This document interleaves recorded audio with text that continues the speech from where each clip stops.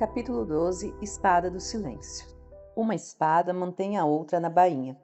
George Herbert. A espada do silêncio é muito bem capturada na imagem de uma espada que permanece dentro da bainha. Ela é uma espada contida, que é mantida guardada. O punho dessa espada está visível, revelando que ela pode ser segurada, mas a lâmina está escondida, mostrando que o portador escolheu mantê-la guardada. O silêncio é uma espada que não é vista por se tratar de uma palavra não falada ou uma ação não tomada. Quando o silêncio é necessário, as armas que você carrega devem permanecer guardadas. Essa espada é importante quando deixamos de lado tudo o que iríamos ou poderíamos fazer para nos salvar ou nos defender. É isso que acontece quando o corpo e a alma estão prostrados aos pés do nosso Rei. O silêncio pode significar muitas coisas. Ele pode significar que você, de fato, não tem resposta para a pergunta, para a acusação ou para o ataque. Às vezes chegam até nós coisas que literalmente não entendemos e, portanto, não sabemos como reagir. O silêncio também pode significar que você tem uma resposta, mas escolheu não dar voz a ela. Se a espada não é desembainhada, é porque algo fez com que suas mãos não se movessem. Não estou falando sobre ser tomada pelo medo, mas sim do sussurro de Deus. Deixe isso comigo. Permanecer em silêncio sempre exige mais força do que atacar. Ficar tranquila e em silêncio é a melhor postura que podemos assumir quando precisamos ouvir algo de Deus. Há momentos nos quais essa postura é a melhor alternativa para Deus ser revelado a outras pessoas. Essas duas táticas exigem que disciplinemos nossa alma. Em nossa cultura atual, isso se chama autocontrole. Como a cidade com seus muros derrubados, assim é quem não sabe dominar-se. Provérbios 25, 28. Se por causa de nossas palavras ou ações descuidadas, deixamos a alma desprotegida, então um período de reflexão em silêncio e arrependimento pode começar a consertar o que foi destruído. Falaremos mais sobre isso à frente. Também existem momentos em que estamos cercados por circunstâncias devastadoras que não foram causadas por nós mesmas. Obedecemos a Deus e seguimos sua liderança. E ainda assim, estamos em meio a uma batalha entre luz e trevas. Talvez o melhor exemplo bíblico de uma batalha na qual as circunstâncias não estão a seu favor e as coisas parecem mais difíceis do que você pode suportar é quando os filhos de Israel deixaram o Egito, a terra da escravidão. Após uma série de árduas mudanças e idas e vindas de algumas pragas e negociações, Deus entrou em cena e liberou o destruidor que matou os filhos primogênitos do Egito. Um faraó enlutado libertou os israelitas para irem adorar ao seu Deus. Mas Deus novamente endureceu seu coração. E Faraó mudou de opinião, enviando todas as forças do seu exército contra os israelitas que estavam partindo do Egito. Naturalmente, os israelitas ficaram apavorados quando viram as carruagens e os cavalos indo na direção deles. Em vez de culparem Faraó, eles acusaram Moisés de levá-los ao deserto para matá-los. Tudo parecia perdido. Parecia não haver jeito de escapar. Pensando de maneira lógica, eles estavam cercados. À sua frente havia um grande mar aproximando-se, e atrás deles, um dos melhores exércitos do mundo, pronto para atacá-los. Aposto que você sabe que o nosso maravilhoso Deus vê emboscadas nas quais não há a menor chance de se escapar como oportunidades. Israel estava exatamente onde Deus queria que ele estivesse quando Moisés declarou com firmeza.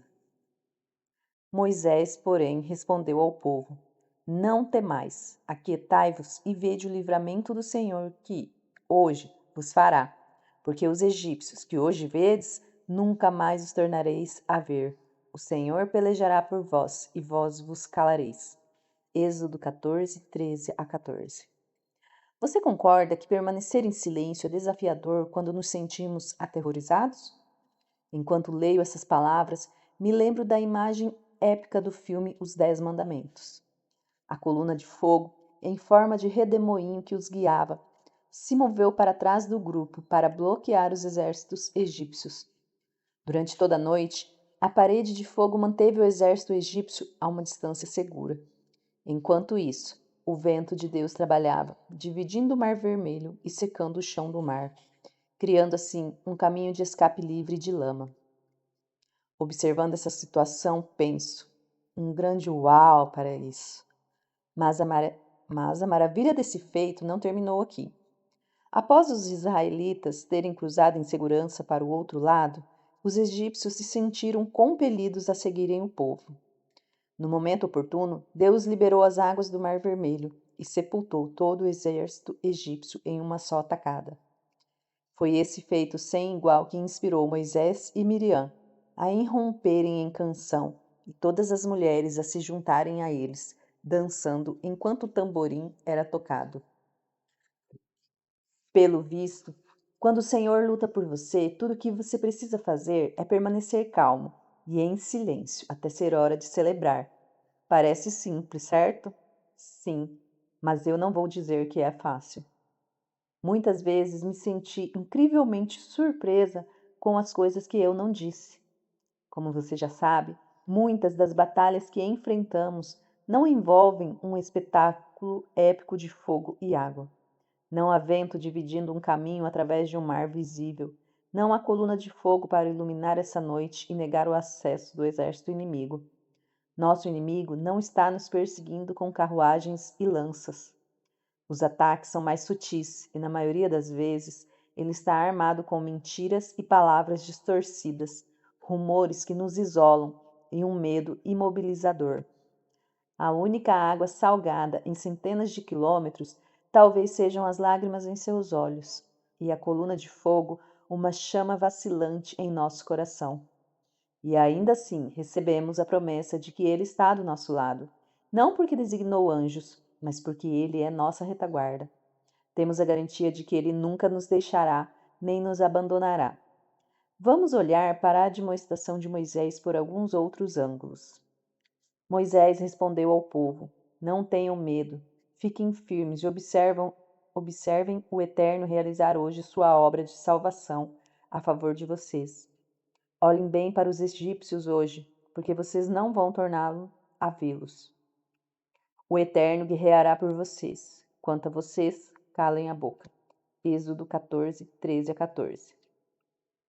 E novamente, Moisés respondeu ao povo: Não tenham medo, fiquem firmes e vejam o livramento que o Senhor lhes trará hoje, porque vocês nunca mais verão os egípcios que hoje veem.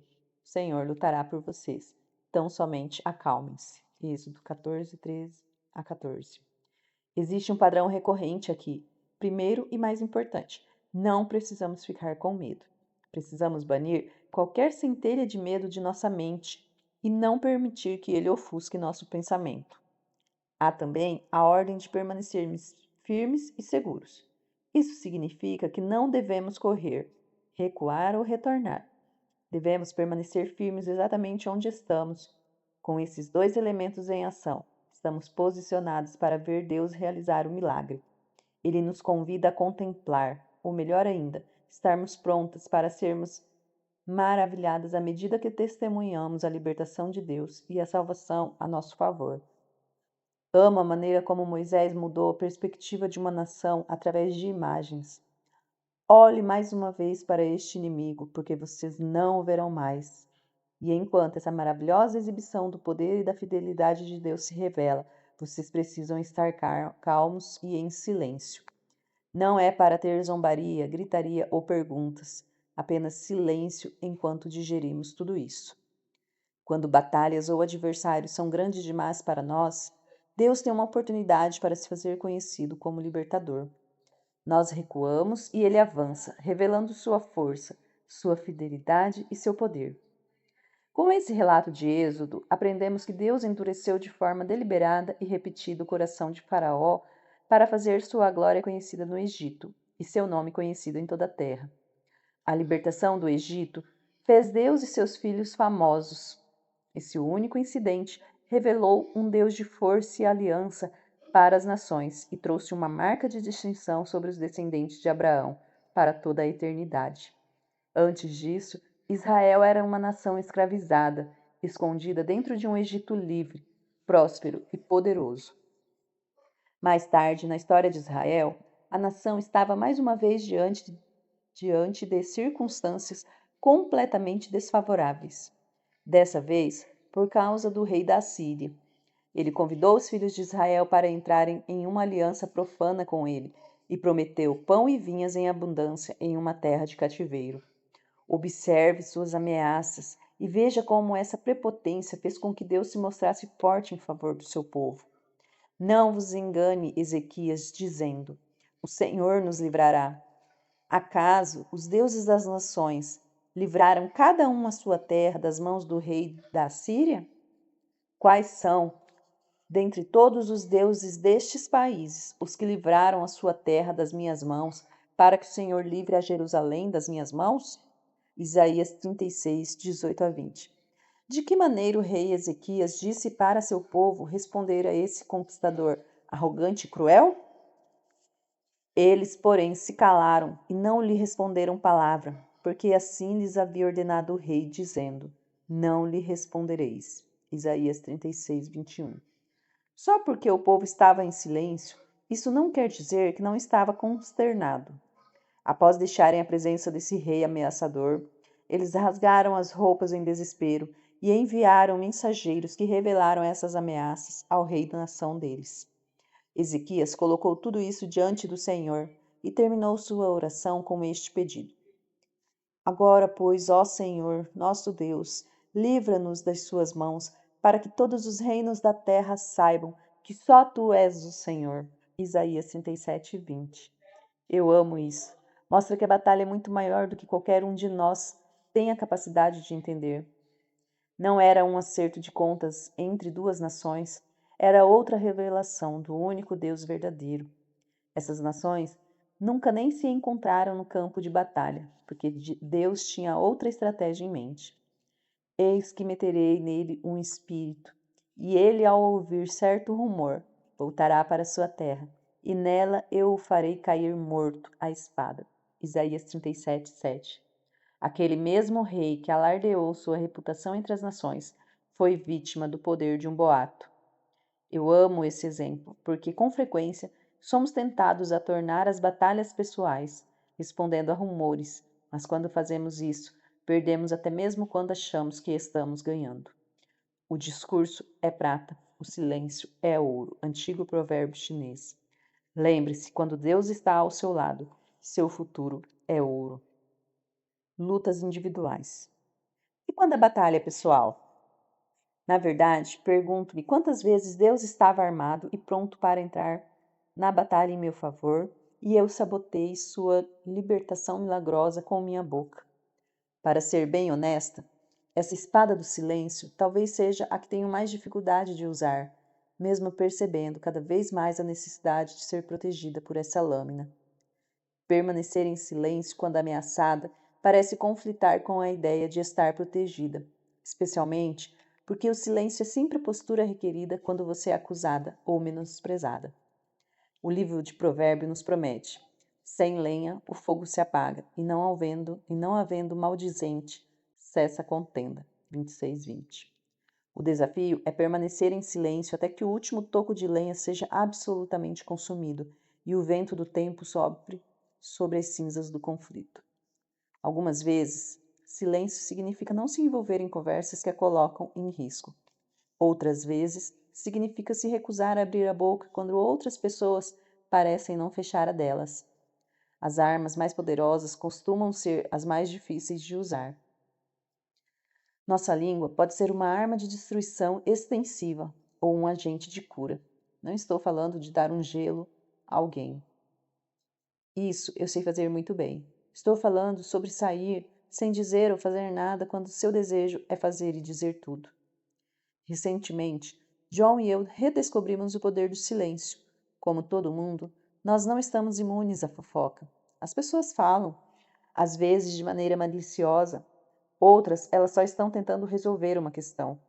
Foi o que aconteceu quando fomos repetidamente questionados sobre um problema não resolvido que nos envolvia. O tópico surgiu na companhia de amigos e estranhos. A princípio, ficamos em silêncio. Depois fomos cautelosos e até criteriosos com nossas palavras. Mas à medida que a frequência e a intensidade da fofoca aumentaram, pareceu errado sermos cuidadosos com nossas palavras quando outros estavam sendo tão descuidados com as deles. Por que não contar nosso lado da história? Certo dia aconteceu outro incidente. Em minha opinião, o mais injusto até agora. Senti que um limite foi ultrapassado e decidi imediatamente falar sobre o assunto abertamente. Posso ser honesta? A princípio, falar abertamente pareceu bom. Que alívio finalmente falar o que estava em minha mente. Outras pessoas até se sentiram aliviadas por ouvirem nosso lado da história. Acredite, a sensação de alívio durou pouco, já que de alguém muito cuidadosa com suas palavras, passei rapidamente a ser alguém completamente imprudente. Era como se uma represa tivesse sido aberta e eu estivesse lutando para conseguir controlar a força da água. A questão foi se espalhando por correntezas e riachos que eu nunca intencionei que alcançassem. Agora, outras pessoas estavam nadando com dificuldade no pântano que eu havia criado e perdendo os sapatos em meio à lama que criei. Quanto maior a confusão, mais eu queria culpar a outra parte por dar início à onda de lama. Não demorou muito para eu entender que estava com lama até os joelhos. John e eu, ambos falamos muito, e estávamos rodeados de águas barrentas. Chegamos a essa conclusão enquanto cada um estava em um estado diferente do país. Ligamos um para o outro e oramos juntos ao telefone. Arrependidos, nós nos desculpamos e confessamos nossos pecados o máximo que podíamos. Mas a partir daquele momento, passou a ser nossa palavra favorita. A espada do silêncio de Davi. Se ainda houvesse alguma dúvida de que tomamos a decisão certa, no dia seguinte, no culto de domingo, a dúvida foi sanada. Naquele dia, recebemos um pregador convidado de quem nunca ouvi falar antes. Ele começou a compartilhar alguns ensinamentos brilhantes sobre Davi e Saul. Como falaram calúnias acerca de Davi para Saul, como o próprio Saul o difamou e como depois Davi foi perseguido e perdoado por Saul, para ser novamente difamado e depois perseguido por Saul de caverna em caverna, esconderijo em esconderijo. Davi provou sua inocência e lealdade, e ainda assim foi novamente difamado e ridicularizado. Conheço bem a história e senti como se vivesse esse cenário repetidamente. O pregador convidado não parou por aí. Ele continuou explicando como Davi quase se tornou aquilo de que estava fugindo. Cansado de toda altercação, Davi achava que encontraria um refúgio ao proteger os homens e as ovelhas de Nabal. Davi enviou alguns dos seus jovens homens para perguntar se eles poderiam fazer parte do festival de Tosquiadela do Carneiro. A essa altura, não podemos questionar o desejo de Davi de se sentir incluído, mas o pedido não foi bem recebido. Eles não apenas foram banidos da celebração, como também o caráter de Davi foi questionado. Respondeu Nabal aos moços de Davi e disse: Quem é Davi e quem é o filho de Jessé? Muitos são, hoje em dia, os servos que fogem ao seu senhor.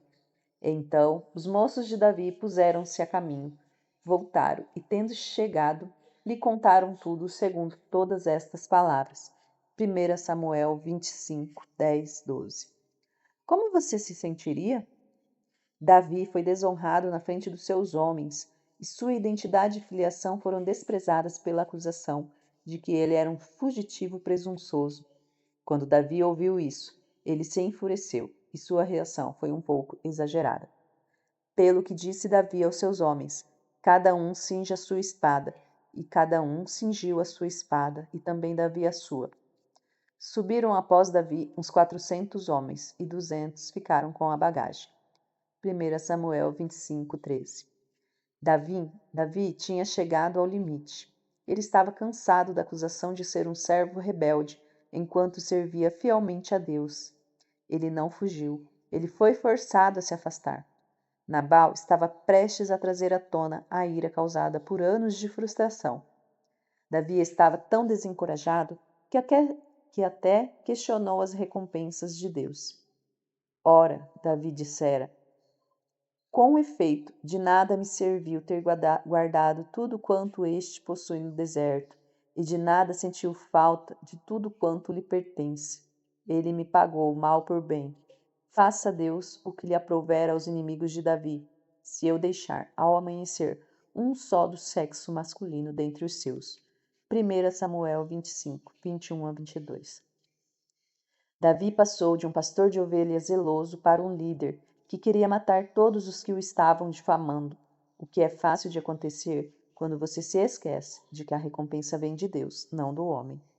Como Davi era um líder, todos os seus homens fizeram o mesmo e se colocaram ao lado do chefe ofendido. Sem hesitação ou questionamento, eles montaram os cavalos com suas espadas ao lado. O que me traz ainda a outro ponto. Simplesmente porque todos seguem a sua liderança, não significa que você esteja certo. As pessoas seguem líderes, e mesmo sendo Davi um grande líder, naquele momento, ele precisava de sabedoria, porque estava saindo de uma fase muito difícil. Como Davi chegou a tal ponto? É possível que Davi tenha permitido que as palavras de um homem tolo tenham comprometido sua visão. Por alguma razão, esse insulto certamente quase o derrubou. Após tantos anos confiando em Deus, Davi estava prestes a resolver as coisas com as próprias mãos. Se você não tomar cuidado, ouvir o que outras pessoas dizem sobre você pode fazê-la se esquecer de quem realmente é. Não importa quantas vezes Davi provou sua inocência a Saul, isso nunca o colocaria no trono. Não era Saul quem lhe daria o trono. O reino havia sido arrancado de suas mãos. Deus estava preparando Davi ao refiná-lo através da rejeição, o mesmo teste em que Saul falhou. Todos nós sofremos críticas e calúnias. Não conheço nenhuma esfera da vida que escape da opinião dos outros. O segredo é escolher permitir que essas críticas nos refinem e não nos definam. Davi não foi ungido por Samuel para matar Saul e Nabal.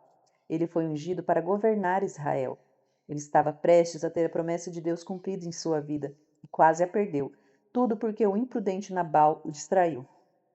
Aqui está um aviso para você. Pessoas imprudentes aparecerão para desviá-la do caminho quando você estiver prestes a chegar onde Deus deseja que você esteja. O que os imprudentes dizem? Eles questionam a existência e a presença de Deus. Eles dizem coisas como: Deus não está a seu favor, ou ser fiel não vai lhe trazer nada de bom, e Deus não está trabalhando em seu favor. Assassinar os homens que ele ajudara seria uma resposta horrível à pergunta de Nabal: quem é Davi? E para quantos festivais de tosquiadela de carneiros você acha que Davi e seus homens seriam convidados após esse tipo de ataque? Acho que nenhum. Davi teria permitido que o comentário imprudente de Nabal o definisse. Graças a Deus por Abigail, uma mulher corajosa com a espada da sabedoria ao seu lado. Ela se prostrou diante de Davi, honrando assim tudo que seu marido havia desonrado. E então ela intencionalmente lembrou a Davi quem ele era. O Senhor te fará casa firme, porque pelejas as batalhas do Senhor, e não se ache mal em ti por todos os teus dias. Se algum homem se levantar para te perseguir e buscar a tua vida, então a tua vida será atada no feixe dos que vivem com o Senhor, teu Deus. Porém, a vida de teus inimigos, este a arrojará, como se a atirasse da cavidade de uma funda. E há de ser que, usando o Senhor contigo, segundo todo o bem que tem dito a teu respeito, e te houver estabelecido príncipe sobre Israel, então, meu Senhor, não te será por tropeço, nem por pesar ao coração o sangue que, sem causa, vieres a derramar, e o te haveres vingado com as tuas próprias mãos. Quando o Senhor houver feito o bem, lembrar-te-ás da tua serva. 1 Samuel 25, 28 a 31. Existem alguns ensinamentos-chave para todos nós aqui. 1. Apenas Deus estabelece casas. 2. Quando vivemos sob a direção do Espírito de Deus, Ele nos protege. 3. Deus sabe como acertar as contas com nossos inimigos. 4. Nunca devemos usar nossa posição com Deus para nos proteger. 5. Não devemos fazer justiça ou lidar com questões pertinentes à salvação com as próprias mãos. Essas duas coisas pertencem ao nosso Deus. Felizmente, Davi foi persuadido pelas palavras de Abigail, e ele se lembrou das mãos e das promessas de Deus sobre sua vida. Pouco tempo depois, a viúva Abigail se tornou a noiva de Davi, e o servo rejeitado se tornou rei.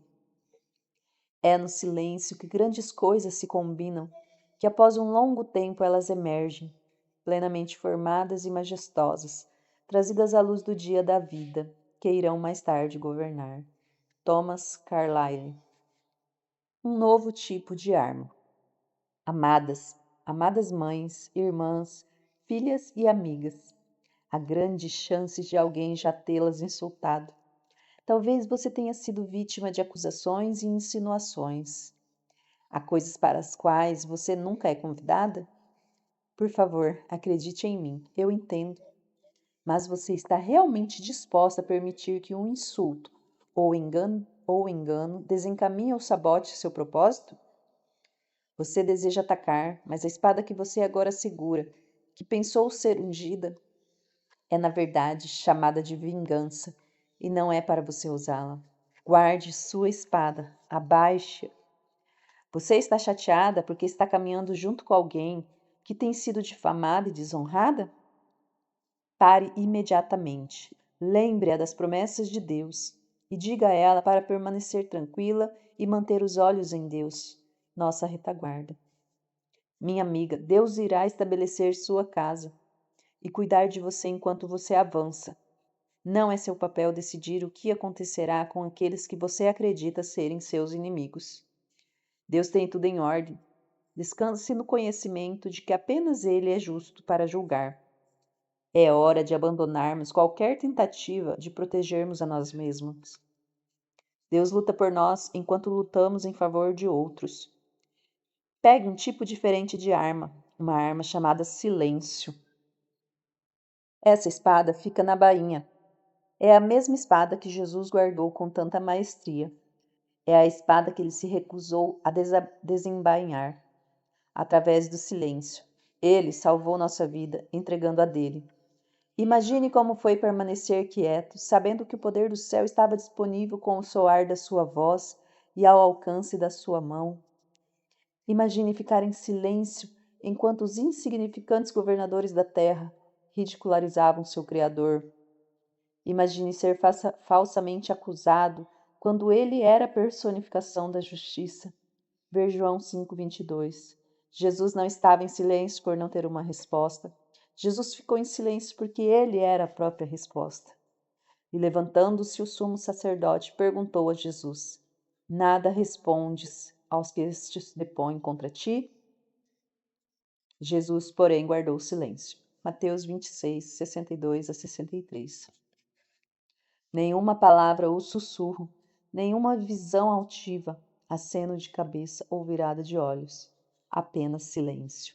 Como um cordeiro. Não porque Jesus não tinha nada a dizer, mas porque ele escolheu dizer nada. Da mesma maneira, existem vezes nas quais sentimos ter muito a dizer.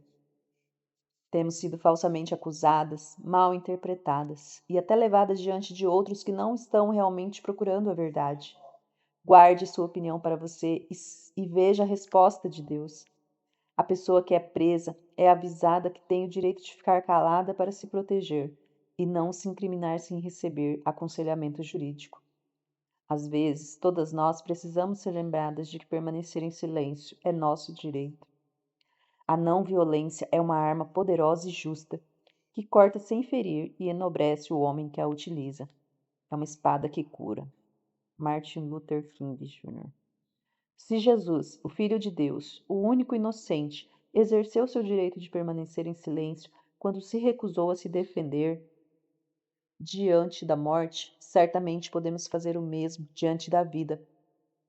Jesus silenciosamente avançou e tomou o lugar na batalha por nós. Mesmo sendo inocente, nossa culpa foi derramada sobre Jesus como um manto, e ele não estava disposto a tirá-lo. Todos nós andávamos desgarrados como ovelhas, Cada um se desviava pelo caminho, mas o Senhor fez cair sobre ele a iniquidade de nós todos. Ele foi oprimido e humilhado, mas não abriu a boca. Como cordeiro foi levado ao matadouro, e como ovelha muda perante os seus tosquiadores, ele não abriu a boca. Isaías 53, 6-7. O mundo virou as costas para aquele que abriu um caminho. Na verdade, Jesus falou mais alto em seu silêncio. Não havia necessidade de palavras terrenas ganharem voz quando a palavra celestial estava diante deles, em silêncio, enquanto traziam condenação sobre si mesmos, para que através dele todos fossem salvos. Qual batalha precisa ser vencida através do seu silêncio? Para avaliar essa questão, olhe para as áreas da vida nas quais você encontra dificuldade de permanecer em silêncio. Pois ele, quando ultrajado, não revidava com ultraje, quando maltratado, não fazia ameaças, mas entregava-se àquele que julga retamente. 1 Pedro 2:23. Você está pronta para permanecer em silêncio e observar? Confiar em Deus diante de ameaças, insultos e insinuações é um processo constante, contínuo e, em alguns períodos, até mesmo diário. Minhas irmãs, podemos fazer isso, porque Ele já foi diante de nós e abriu o caminho. Querido Pai Celestial, venho a Ti em nome de Jesus. Escolho este dia para deixar de lado meu direito de falar e exercer meu direito de ficar em silêncio. Santo Espírito, dá-me sabedoria para saber quando ficar em silêncio e quando falar. Enquanto aquieto meu coração diante do Senhor, fala comigo. Coloca uma guarda sobre minha boca para que eu não peque contra o Senhor. Perdoa-me pelas vezes em que fui atrás de rumores.